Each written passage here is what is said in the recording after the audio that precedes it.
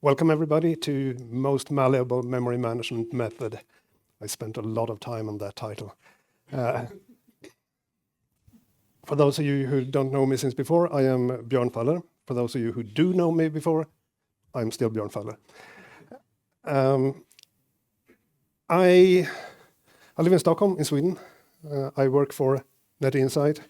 NetInsight makes network equipment like these media switches or these, and we connect them in large networks. And in fact, you have one of the world's largest installations here in Norway.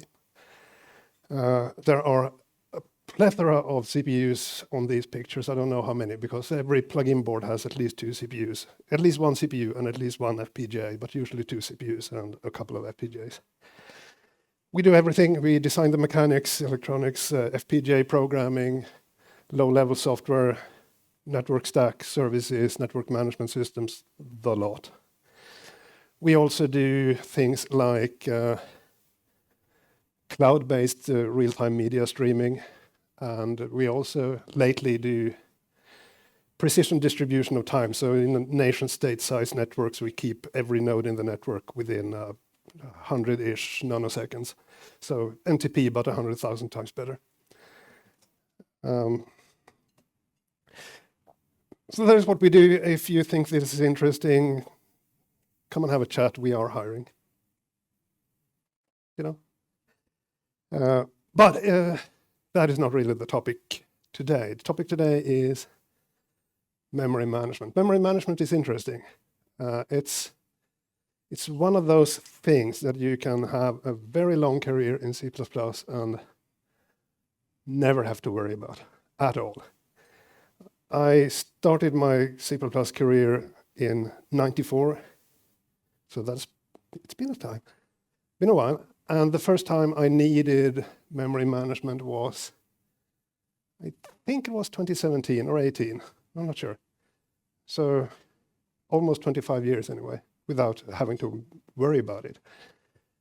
And in this project, actually this real-time video streaming, cloud-based video streaming thing, it was a make or break thing. It was what made the video server actually work to do what it was meant to do with the performance that it needed to have. So why? How come? How can this be? Well, it all comes to the heap, the free store, what you allocate with new and get rid of with delete. And it's a super clever construction. You can allocate objects of any size and any alignment. And you can allocate and deallocate from any thread, and you can even allocate in one thread and deallocate from another thread, and it just works. And lifetimes can vary a lot. You have objects that just wink into existence and disappear again, like some quantum mechanic thing, and like particles just popping in and then disappearing again. Or they can live for years. I heard not very long ago about an installation of one of those machines that I showed you in the introduction that had been running continuously for 15 years. I bet there were a number of objects that had actually been alive that whole time. So this is amazing. This is powerful. But this also means that the heap is a very complex data structure, and there are compromises to be made between lookup time, how long does it take to find a chunk of memory that fits what you want to allocate, and how much extra space are you prepared to waste to get it fast. And you get poor locality of reference. For one, you get poor locality of reference because you just don't have any control of it. You cannot say, I want to allocate this object here, and I know that this other object that I'm allocating is going to be used more or less at the same time. So they really should be close to each other in memory, because that is good for cache locality. But there is no API to express that. And you also get poor locality of reference due to these object lifetime varying, so you get the available slots of unused memory. It just gets scattered all over the place. And that's just how it is. And a consequence of that is that you can get fragmentation. So say that you have a program that it allocates and deallocates small objects back and forth all the time. But once in a while, it needs to allocate a huge slab of memory. And although there may be enough free memory available in small bits and pieces here and there, you don't have a contiguous space for that huge slab. So it needs to go to the operating system, get a large chunk of memory, get this big object there. And then when the big object is no longer needed, it's deallocated, and you keep allocating smaller objects back and forth, blah, blah, blah. And next time you need to allocate a large slab of memory, there is no free space of that size anymore.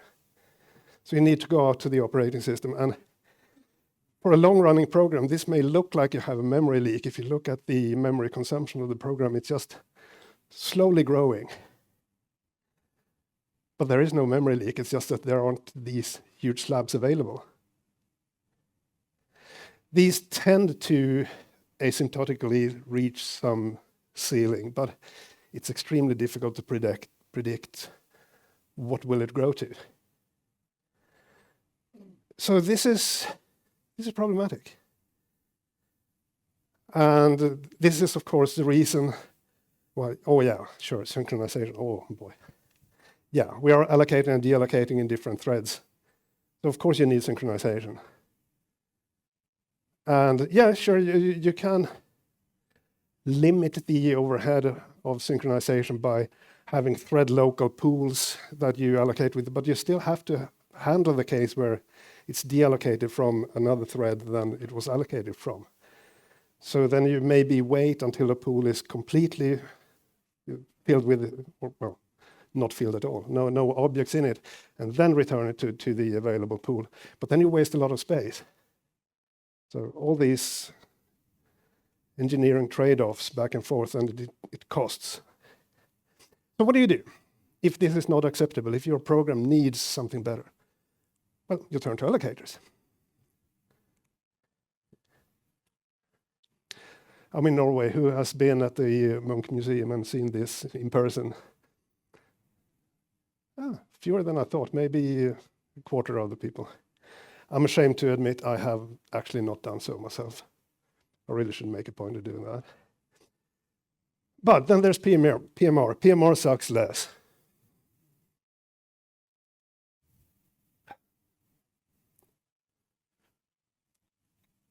So PMR, Polymorphic Memory Resource. The way it works is that a container, I have container in quotes because the container is basically anything that will allocate memory, like listed string, for example. A container has a PMR allocator, and the PMR allocator references a memory resource. You have this firewall between them. So the PMR allocator deals with instantiating and destroying objects in the memory that the memory resource has provided. So the memory resource is not bothered with object creation or anything. It deals with bytes. And the PMR allocator does all the really scary stuff. So also all the containers in the standard library are PMR available under namespace PMR. So you have, for example, std PMR vector, std PMR string, std PMR list, if you're inclined that way. And you have this header memory resource. If you want to write your own memory resource that handles your own memory allocation strategies that fits your needs, you include memory resource and you create a class that inherits from std PMR memory resource, and you implement these three functions. Do allocate, do deallocate, and do is equal. By the way, please feel free to interrupt at any time if you have questions. Don't wait to the end. And that's pretty much it. It's, in my opinion, mildly annoying that the alignment is a size t. We actually have a data type to express alignment. It's align val t. It is used in other places, which we will see very soon. Alignment is not a size, it's an alignment, it's a different thing. It should use an extra a type of its own, and we even have a type of its own, but it's not used here. I believe the reasons for this is that allocators came with C++ 98 and alignment came in, and was it 11? 14? I'm not sure. That is probably the historical reason why it looks like it is, but it's still annoying. So let's write a tracing resource, one that just tells us what is happening. So inherit from std_pmr resource, instantiate with a reference to a node stream where we log what is happening. Do deallocate, calls the operator new with the size, and here we see the cost to align val t, because that is needed for the aligned operator new. And then output to the stream. Allocate this many bytes, this alignment, and we got this address. Similar for do deallocate. Do is equal is an interesting thing. It's in the PMR world, equality between memory resources is that if what one memory resource allocated can be deallocated by another memory resource, then they are equal. So, for example, stateless allocators work fine here. Stateful, probably not, but maybe. It depends on how you have written them. So, let's have a little look. So I have here this tracing resource, takes a node stream, do this logging, and create a resource to referencing std_cout. Create a PMR vector of PMR strings that uses this tracing resource. And then we emplace a couple of strings. And we can see now what happens. So the first allocation is for the vector to grow from size 0 to 1. So we need space for the vector storage, 40 bytes, alignment 8. Because that is the alignment requirement of the strings. Then allocate 26 bytes, alignment 1, because that is the actual character for a somewhat longish string and the null termination. Then we emplace the next one, so it needs to grow the vector, so it allocates 80 bytes for it. Allocate 32 bytes. Note that we're not allocating 26 bytes again because it's, this object is moved, so no need for another allocation. Then deallocate the old 40 bytes that are no longer needed. And then we go out of scope and deallocate everything. And here I learned something new that I did not know before. Note the order of deallocation. It deallocates from beginning to end of the vector. I was always certain, for whatever reason, that vector deallocates from the tail towards the head. But looking at the standard, it actually doesn't say anything such. That was just something I imagined. So now we have seen the first demo of using PMR and our own kind of simple but still useful memory resource.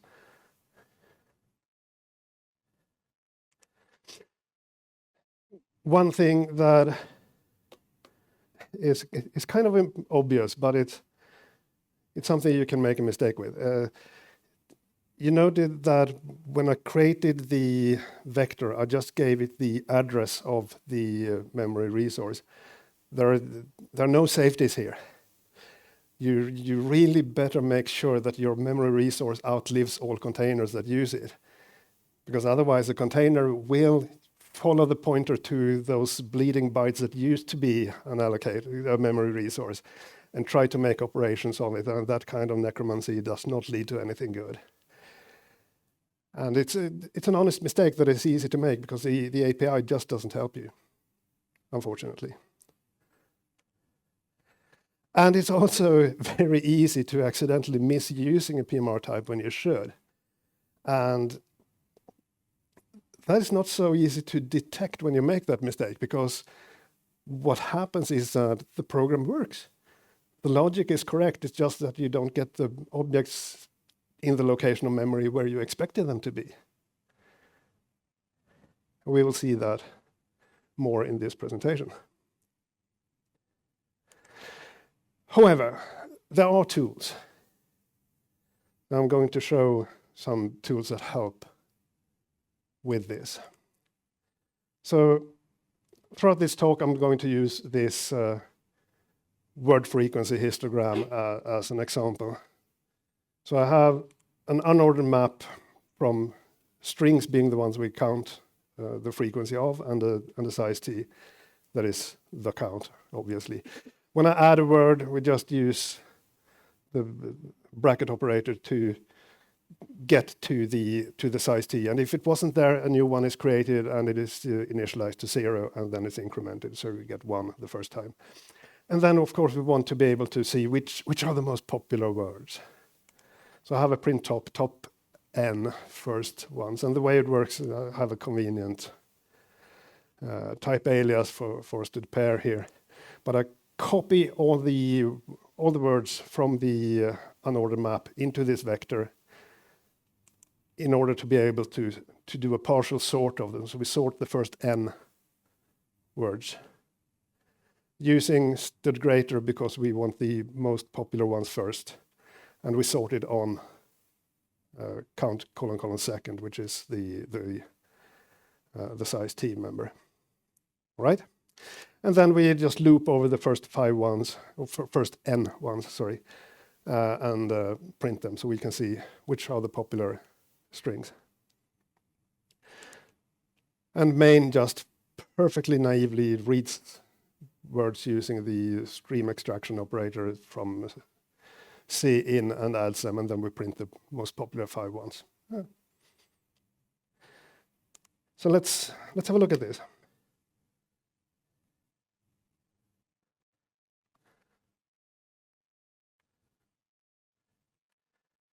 The basic one. It's this is the one you saw. No difference in here. I hope there is no difference in here. Shouldn't be.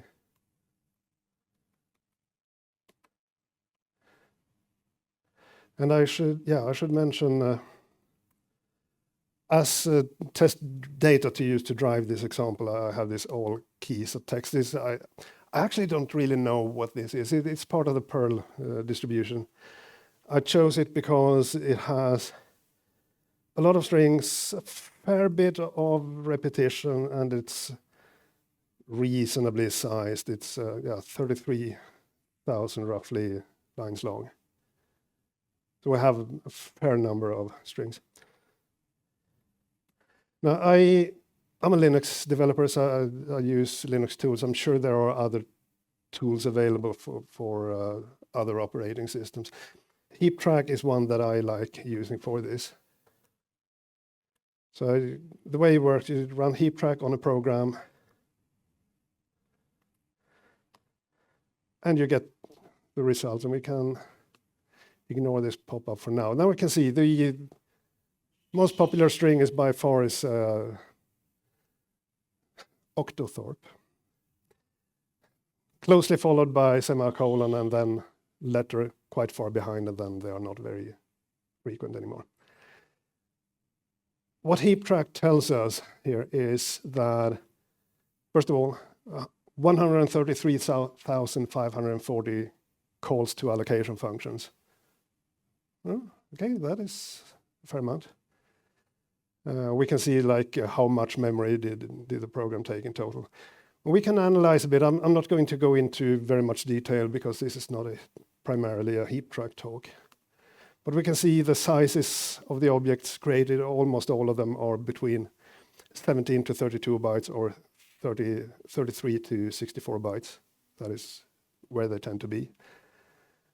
We can look at top down to see where are the allocations. So we have main, We have like print top has a number of allocations and such. So this is useful program to drill down and see where are your allocations. You can also do bottom up, which is to see from the allocation function, how did I get there? Another one that is really useful is the flame graph. And now you have to be careful and select the right thing. I'm choosing a number of allocations. The way to read this flame graph is that the vertical axis is a call stack, and the horizontal axis is the number of calls, relatively speaking. So if something is very wide, it's a lot. If it's very narrow, there are only a few. So we can see that we have print top and we have histogram add. These are the ones. And histogram add is divided into two, one for the strings and one for the nodes in the unordered map. So we already have some feel for how our program works in terms of how it allocates memory. Maybe not that much useful information here, but we do have a baseline. Victor?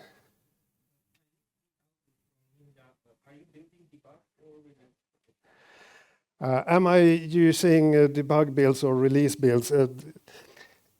It's a matter of taste what you want to do, really.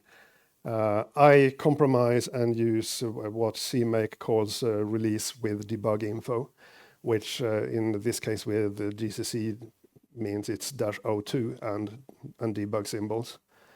The reason I'm not choosing 03 is that it tends to make it difficult to read the call stack, and 00 pure debug is, in my opinion, just too noisy to be useful. But it's a matter of taste, and it may differ from program to program also what makes sense. But thank you for that question. Okay, so we have a baseline, 133,000 allocations. Let's PMR it. So the way you do this is you just scatter colon PMR everywhere in your program. And you make sure that you take an allocator, and in this case, I have this unordered map that is words underscore, and I give it this allocator so it knows what to use. So it will allocate memory with that. And in C++17, where the PMR was first introduced, you needed to add a type name here to say what type do I want to allocate. C++20 thankfully got rid of that, so you just write the empty diamond and forget about it. It makes life so much easier. Upgrade to 20 if you haven't.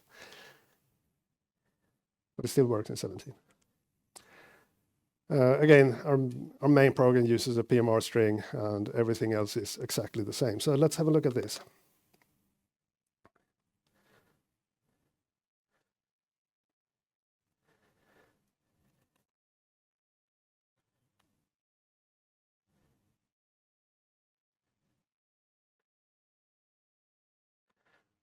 What do you expect? No one dares say anything. You expect the same. Yeah, it's the same. So why? No, but if we look at the call graph, though, we will see a difference. We see that the memory is allocated via the polymorphic allocator in all of these cases. So no, we haven't gained anything, but we see that we are exercising the PMR system. We are allocating through PMR. So why is it the same?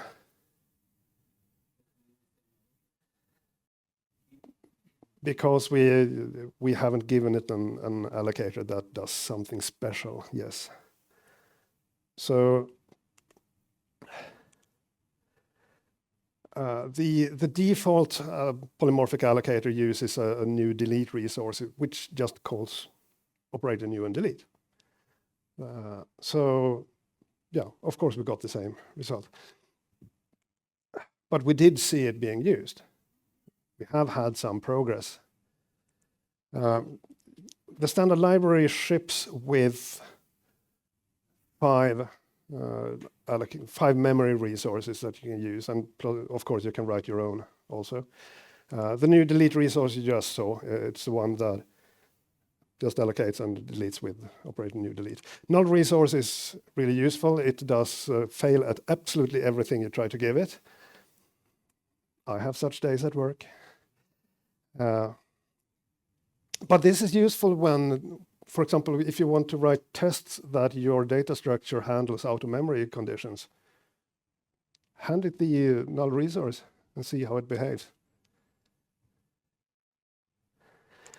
Synchronized pool resource, it grabs large contiguous chunks of memory and uses these as tables of same size elements, where it does allocations by just finding some free slot in that table, which means that allocations and deallocations are just really simple indexing operations. So they're dirt cheap. It's synchronized so that you can work where you allocate and deallocate from different threads. The unsynchronized one is the same, but as the name implies, you don't pay for the synchronization overhead if you know that you're going to allocate and deallocate in the same thread. And then you have the monotonic buffer resource. It is an interesting one. It's super fast. The way this one works is that you grab a huge contiguous slab of memory, or several, and every time you allocate it starts from the beginning, and then every allocation just goes forward, makes the necessary alignment for the requirements, and just goes forward.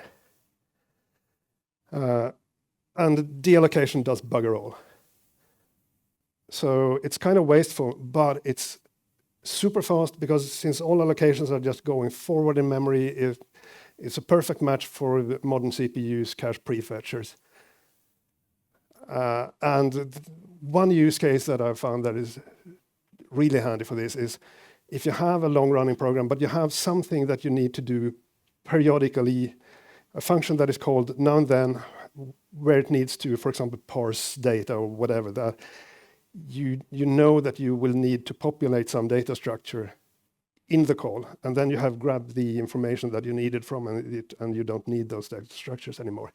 Then you can pre-allocate a slab of memory at the beginning of the function, create a monotonic buffer resource that refers to that slab of memory. Then it does its work, you get the information you need, deallocate the monotonic buffer resource, but you keep the memory slab. Yes?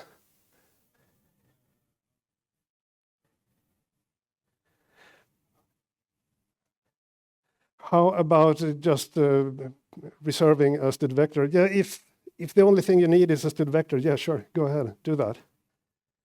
But if you, for example, need to, so one case where I have used this is in a network, and we receive a UDP packet that contains a JSON object that we need to parse and get information out of, and I know it's bounded in size by how large the payload of a UDP packet can be, but I have no idea of the internal structure of that one. So allocating a sufficiently large slab of memory and then do the JSON parsing in that slab of memory is very fast, very convenient. Right. And also, you can cascade memory resources. So you typically construct a memory resource with a pointer to the next resource to use, the upstream resource. So as an example, if I have this function do work that uses, in this case, a pool, and we see that the pool has been constructed with monotonic buffers. Monotonic buffer is a monotonic buffer resource that is created using the heap.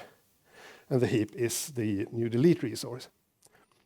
What happens when you run this program is that when do work needs to allocate memory, it calls pool for memory. If the pool has a free slot in its tables, it will just return the pointer to it. If it doesn't, it goes to monotonic buffer and say, hey, give me another slab of memory. It adds that slab of memory to its tables the unsynchronized pool resource uses this slab of memory again adds it to its tables. And if the monotonic buffers was out of memory, it will go to the heap to allocate a slab to get more memory from it. So you can cascade these to get whatever behavior you want.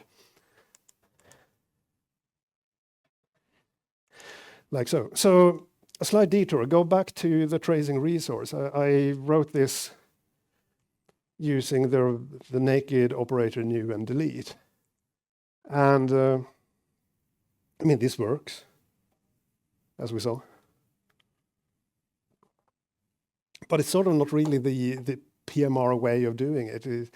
We should instead have given it the next memory resource to use to allocate memory from. So we can do it like this instead. We have a member next that is another pointer to memory resource. We get a memory resource as an argument to the constructor. We get the default resource if you don't provide one.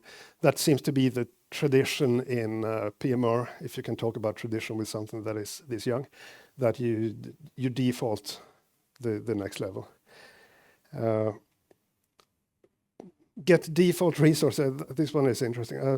The default, so to speak, is the new delete resource. But there is actually a function, std PMR set default resource. I am not convinced that it is a good idea to use that, to be honest. But now you know of its existence. And then change the implementations of do allocate and do deallocate to just use this next resource to get the actual bytes or return the actual bytes. So back to the PMR histogram. Which allocator should we use? Suggestions? Sorry, I didn't hear. Tracing allocator. Nah, let's not. It's you do remember it was 133,000 allocations, right? You don't want that trace. You really don't want that trace. I choose the unsynchronized pool because we know that this is all in one thread. And we saw earlier that almost all allocations were 16 to 32 or 32 to 64. There were just a handful of other allocations. So the unsynchronized pool is a good memory resource. It's a good fit for this problem. So just create an unsynchronized pool resource. I have not given it an underlying resource to get memory from, so it will use the new delete resource. Go to the heap to get these slabs of memory to use. Instantiate the histogram with a pointer to this resource, and we can go. Yep.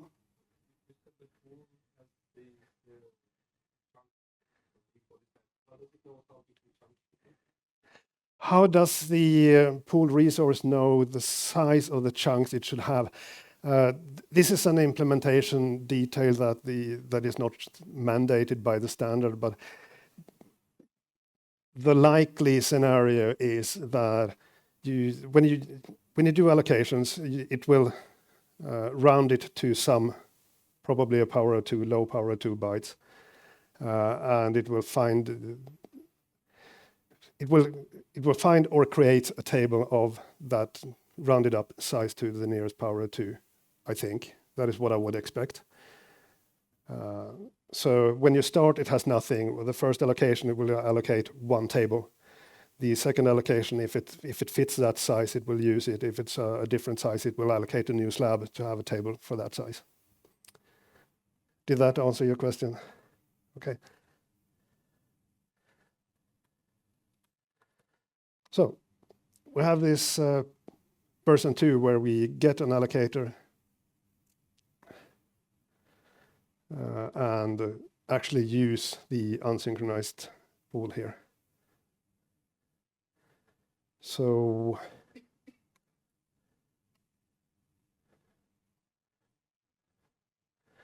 what do you think? What do you expect?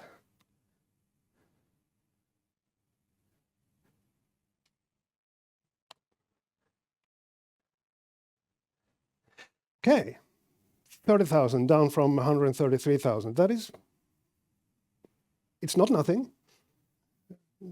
It's definitely an improvement.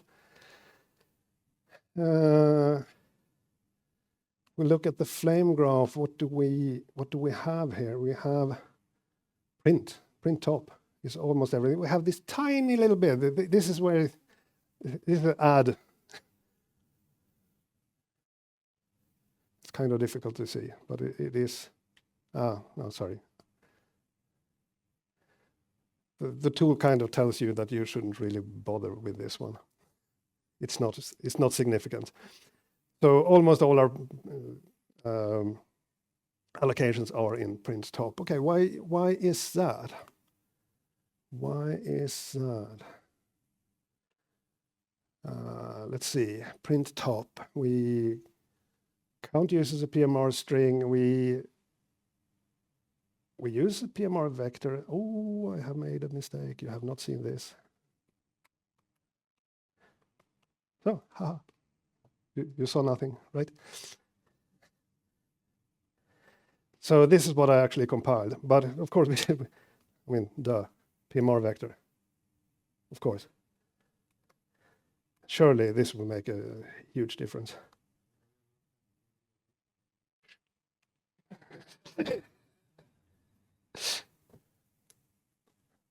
Yeah, so exactly the same, for exactly the reason that was said. For those who didn't hear, the comment was we are not giving the PMR vector the allocator to use.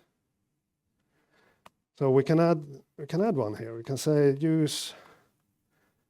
We can use the allocator that is in use by the unordered map anyway. So they just continue using that one. So let's try. What do you expect now? Rarely has a room been so quiet. 84. If this was a program that suffered from the performance of memory allocations, this would have been a drastic improvement. 133,000 down to 84.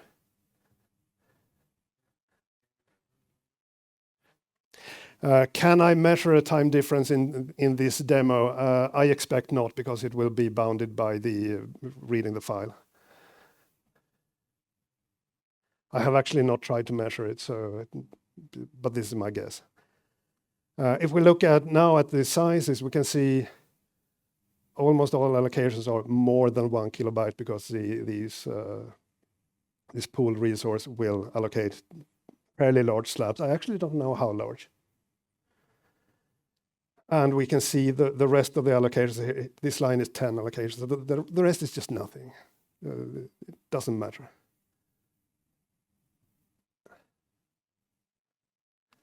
So this can be a huge boon for performance. And of course, depending on what your needs are, in this case, I think that it made sense to use the unsynchronized pooled resource. But maybe you have different needs for where in memory your objects should be, and to get better cache locality and such like. And so maybe then you would get other kinds of performance benefits, like better read ahead or such. But I mean, this is awesome, right? But you really do need tools like this, like heap track or something else, because it's so easy to miss using a PMR type, or to miss giving it an allocator, and the system just works, just doesn't perform the way you intended it to.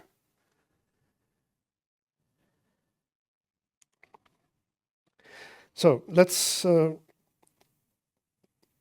to a different chapter. Yes. Problem you mentioned, you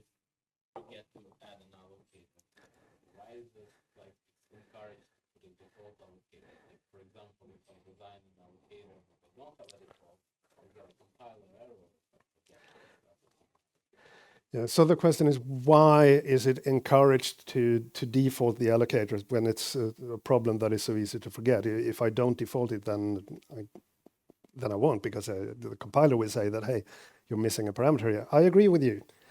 And you don't have to provide them normally, but that is how the standard types are written. And I don't know why they are written that way. Jason.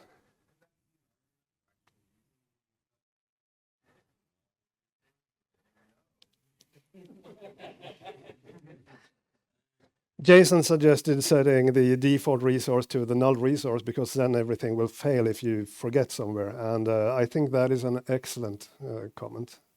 Yes, I think do that. Yes.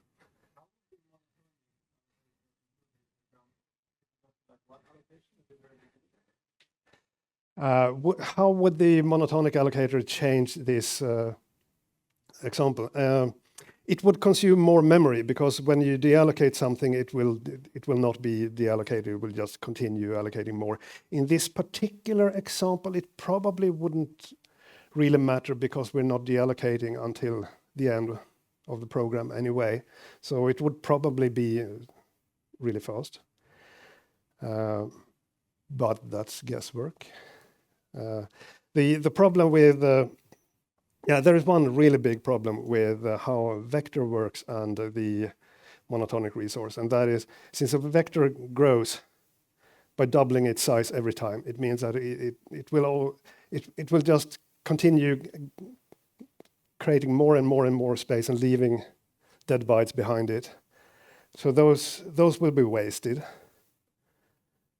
So if you use a vector with a monotonic resource, you probably want to reserve everything up front.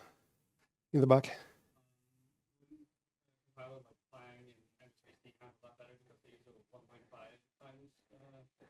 Would libraries like libc++ that doesn't grow by a factor 2 handle this better? Probably. Okay, so far we have used the standard library types. How about writing our own type that uses PMR? So I have here a counted string that has a size t and a PMR string, and a comparison on the count that we could use. And let's just chuck this into a simple program. Where was I? There. So I have the tracing resource because it's useful to show things. I have this counted string exactly the way you saw it. So create a tracing resource, create a vector of my counted string using this resource, and place back stuff. And all we see is the allocations for the vector. We don't see any allocations for these PMR strings here. That's a bummer. That worked when we had a vector of std string.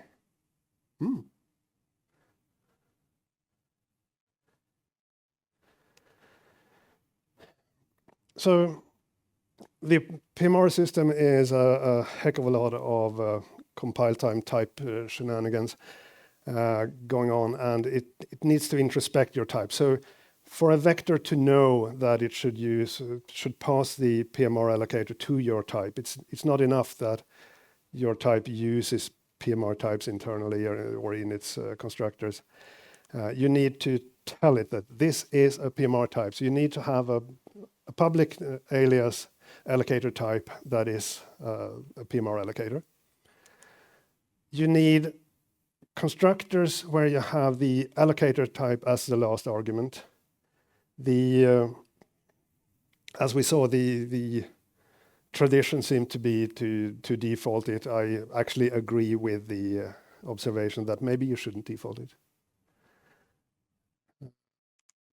And if you have variadic constructors, then it doesn't really make much sense to have it at the end. So if you have variadic constructors, instead you have std allocator arg t and the allocator type as the first parameters. That way, a container that wants to allocate your object, it can see that, aha, allocator RT, I know what to do. And this one is weird. You need a copy-like constructor, something that looks like and behaves like a copy constructor, except that it has an extra argument that is an allocator. To say, copy from this source into this object and use this allocator for it. And likewise, a move-like constructor. Say, create a new object by moving from this, but use this allocator.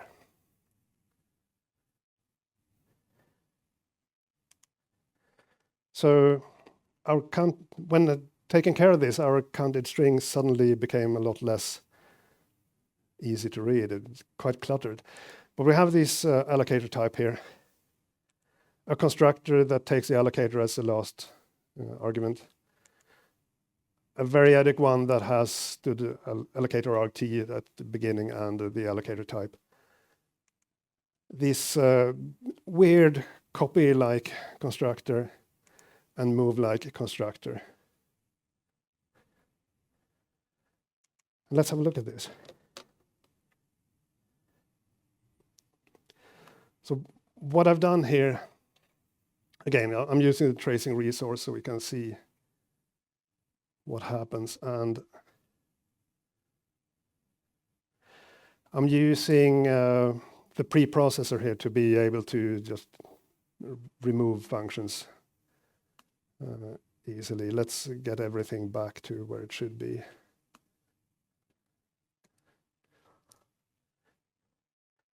And then it's the same. Create a tracing resource, create the vector of my counted string using this memory resource and place back 2 strings. So now we can see that allocate space for the vector, allocate space for the string, call the variadic constructor. Why is it calling the variadic one instead of this that uses a PMR string?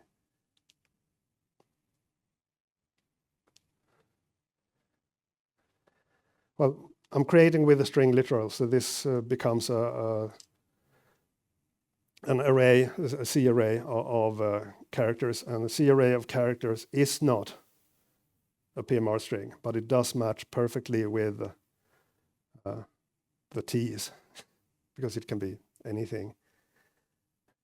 So this is a better fit. But if I remove this, then it works. Then I have exactly, you see that it calls that the non-variadic constructor now.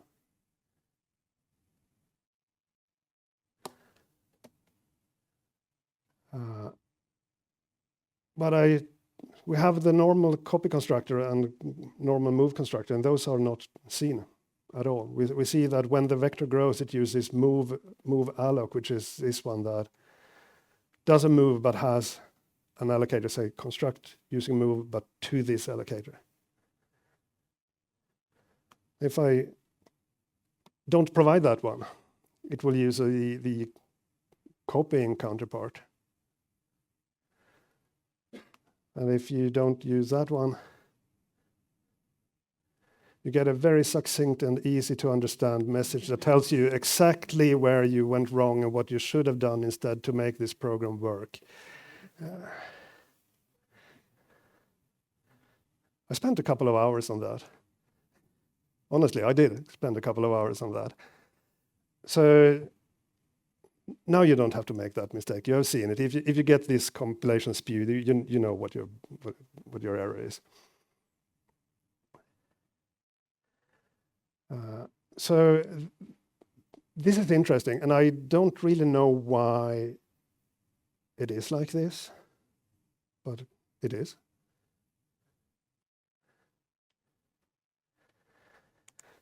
So to conclude here a little bit, what we can see is that it's not really difficult to write your own type that uses PMR allocators and that plays well with the PMR system so that the containers will actually use PMR too. But it's easy to make mistakes.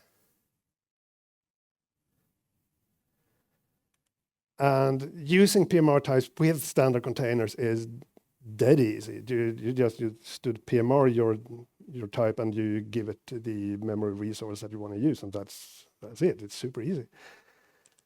And PMR is extraordinarily flexible. This is where the title for the presentation comes. So it's the most malleable memory management system, because we can just mix and match and play with, do I want to use this memory resource or that memory resource or this combination of memory resource? Or maybe the exact same data structure should use this memory resource here in the program and this other memory resource here in the program, because they are called in different contexts where circumstances are different. This is extraordinarily powerful. And this connection of how you manage bytes and how you construct objects makes life so much easier. But as we see, in memory usage is quite opaque. It's very easy to make mistakes, and it's not so easy to see where you made the mistakes. Essentially, the only way you have is to use tools like heap track to just manually observe where was naked new and delete called.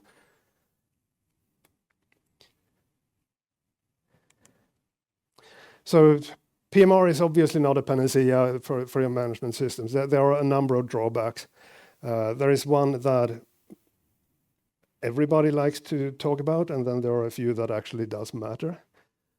The more eagle-eyed among you may have noticed that when I used PMR, the memory usage increased because the objects grew bigger. In the case of the unordered map, we have a memory resource in the unordered map. The memory resource has a pointer, 8 bytes, to the unordered map has a PMR allocator that has a pointer to a memory resource, 8 bytes. And every single PMR string in that unordered map has a PMR allocator that has a pointer, 8 bytes, to a memory resource, the exact same memory resource.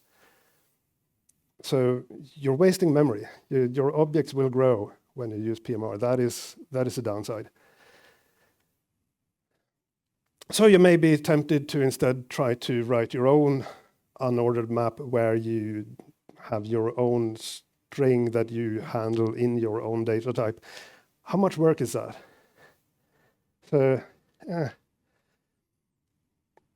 the problem that everybody talks about is that the interface for the memory resource is a virtual function call.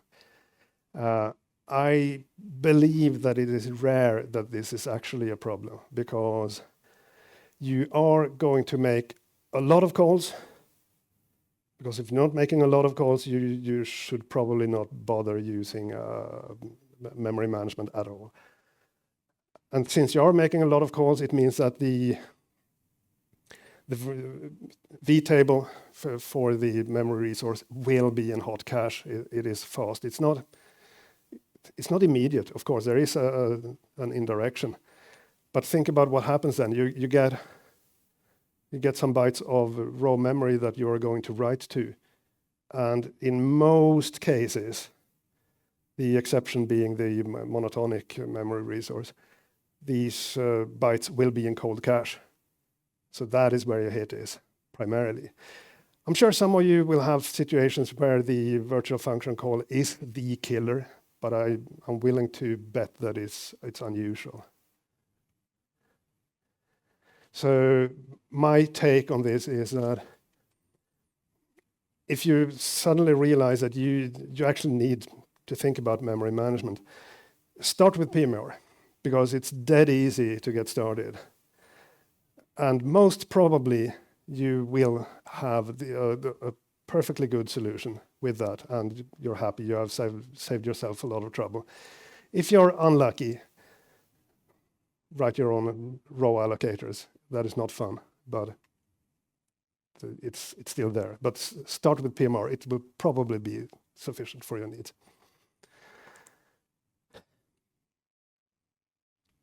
Yeah, one more thing.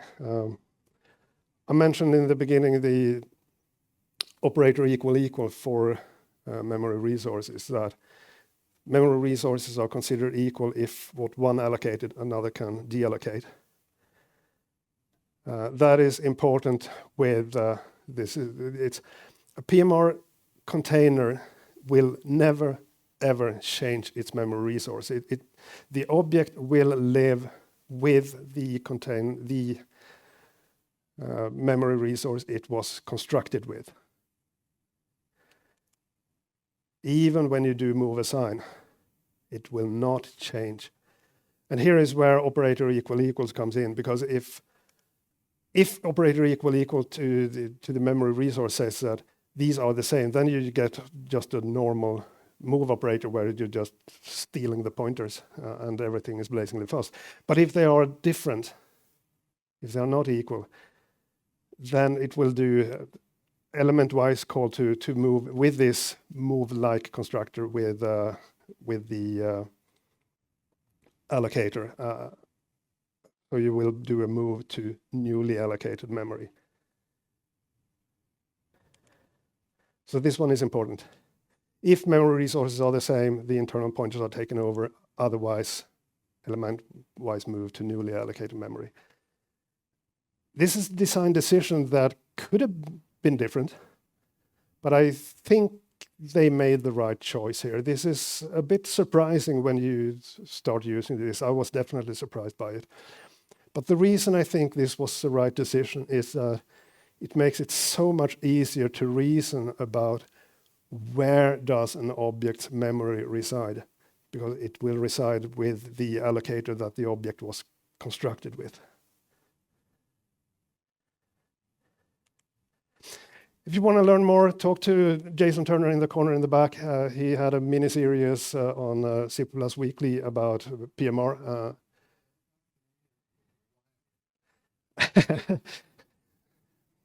Jason comments that it's been a while, but it's still really good. Yeah, you can probably not see it, but it says December 2020. So yeah, it's been a while.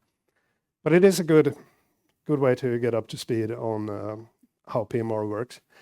And if you want to get into the hows and whys of the PMR system, well, why does it look the way it does? Watch this CPPCon talk by Pablo Halpern and Alistair Meredith. It's really good, really in-depth, and it explains the engineering trade-offs and why they choose to do things the way they did. And that was most malleable memory management method. Thank you very much for your kind attention.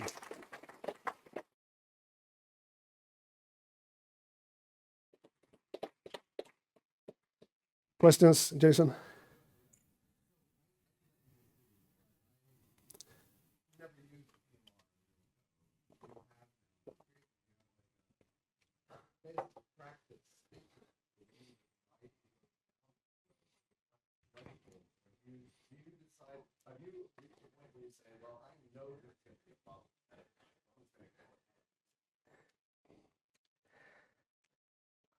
Okay, do I have some best practices for when I should do PMR and not?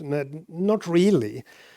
I think, so there are situations where, from experience, if you have developed a type of program where you know that memory management will be important. So for example, if I would start today to write a new video streaming server, I wouldn't hesitate for a second to just start with PMR right from the beginning, because I have done this before. But otherwise, if I'm doing something that is unfamiliar to me, I don't know, then I won't bother, because most probably it won't matter. Like I said, I've been working nearly 25 years with C++ before I first had to think about memory management. So don't start complicating your life until life comes back at you and see that, hey, I actually need to think about this. But I really do think, as I said just a couple of slides ago here, that if you find yourself that you do need memory management, start with PMR. Don't start writing your own raw allocators. More questions? Yes. Why does unique pointer not have PMR support? Unique pointer itself does never allocate. Well, it could, of course, use PMR to deallocate. I don't know is the answer. Yes?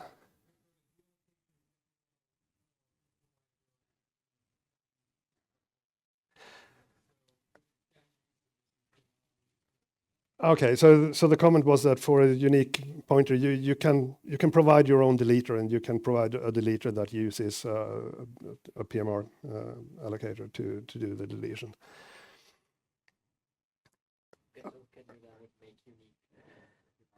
Can you then make unique use PMR? I don't think so.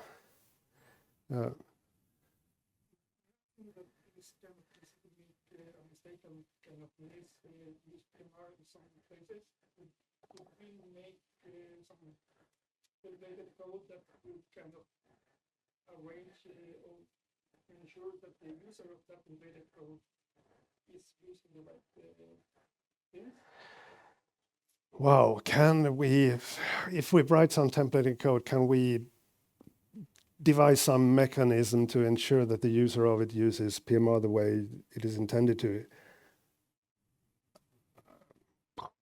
Sorry, I have no idea. I don't know. But what I can say, though, is one thing that I should have mentioned, but I forgot. This thing where it's easy to, by mistake, not use the right types somewhere. What you can do, and I absolutely hate this, but you can, if you have good unit test suites, right? You do, right? So you can make a test memory resource that you can query for which operators have been called, or maybe you can mock them if you want to do that and see what is called, and ensure that your data type does the allocations that it should. The reason I said I hate that is that this is the kind of brittle kind of test that breaks the moment you make the slightest bit of change to your code, and it becomes really unpleasant to maintain. But it's something you can do, yes?